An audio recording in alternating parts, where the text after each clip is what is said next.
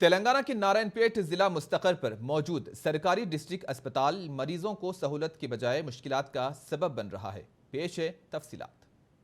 तेलंगाना में मौजूद chief minister KCR की क़ियादत वाली टीआरएस हुकूमत अवामी सेहत और शोबे तिब पर खास तवज्जो मरकूज की हुई है।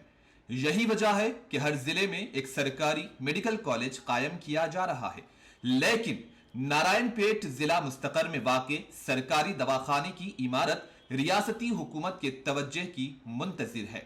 टाउन के बीचों बीच उस वक्त मुत्तहिदा आंध्र प्रदेश की तेलुगुदेशम हुकूमत ने इस एरिया अस्पताल को तामीर किया था।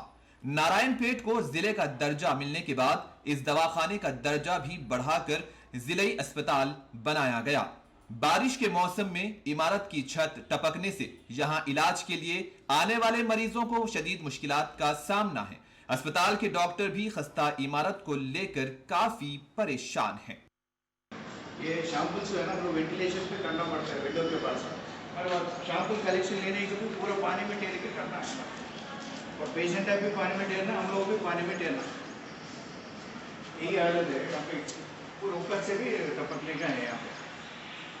नारायणपेट के अवाम मुकामी अवाम दोस्त रुकने असेंबली एस राजेंद्र रेड्डी और जिले की हरकियाती कलेक्टर हरिचंदना दासरी से उम्मीद कर रहे हैं कि वो इस जिमन में मुस्बित अक़दामात करते हुए अवाम को राहत पहुंचाएंगे, क्योंकि नारायणपेट टाउन में वाक़े सरकारी दवाखाने में दूर दराज से बड़ी तादाद में गरीब मरीज आते हैं।